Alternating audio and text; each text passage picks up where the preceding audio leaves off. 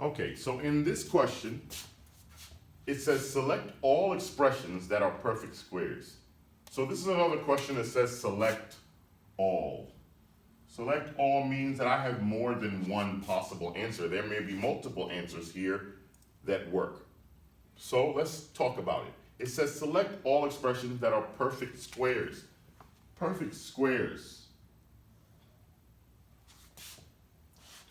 Well, a perfect square is a product of two things multiplied, a product of something multiplied by itself. That's what a perfect square is the product of something multiplied by itself, right? So let's write that. It's the product of something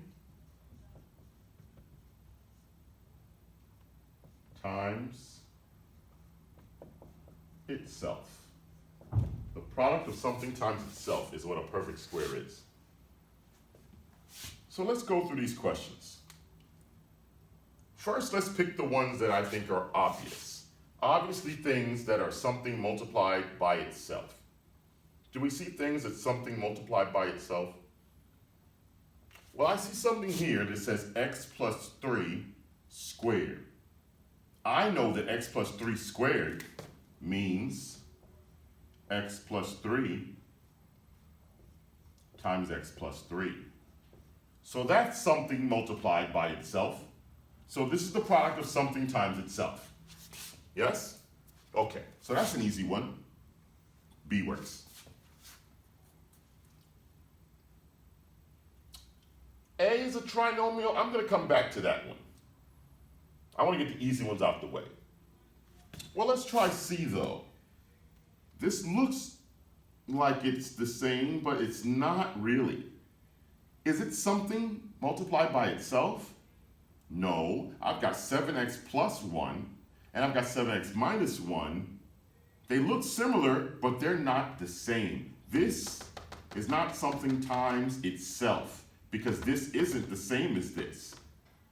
1 plus, 1 minus, this makes it different. So that's not something times itself. This is not a perfect square. These look different, but they might not be. Let's look further. It says x plus 10 times 10 plus x. I don't understand. Let's say I substitute in something in there for x. Let's say I make it 2. 2 plus 10. Is that the same as 10 plus 2? Well, 2 plus 10 is 12. 10 plus 2 is 12. Yes, those are the same. And we should know that because addition is commutative.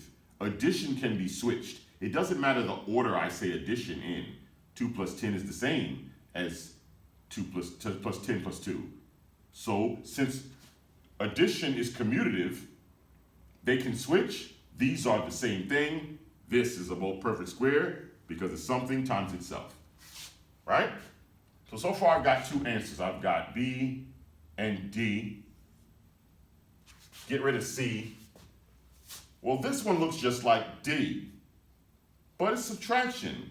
Is subtraction commutative? Can subtraction be switched around? Let's see. If I put a 5 in here, 5 minus 2, well, that's 3, right? Is 2 minus 5 also? No. 2 minus 5 would be negative. So, is subtraction commutative? No. Subtraction is not commutative. You can't switch those around. So, x minus 2 is not the same as 2 minus x. This is not something times itself.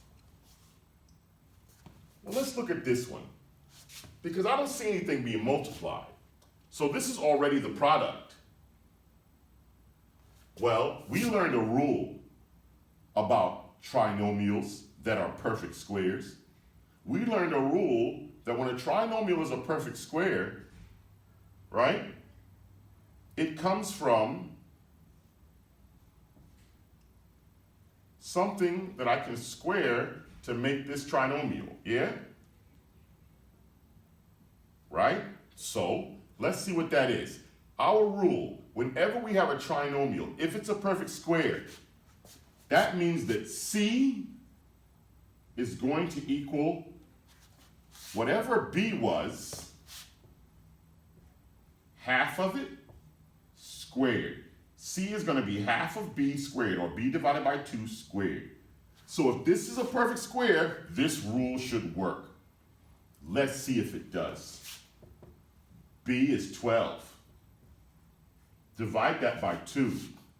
We get 6. Square that. We get 36. That's C. That means this thing came from a perfect square. Half of B squared. This came from x plus 6 squared. Let's see if that's true. X plus 6 times x plus 6. X times x, x squared.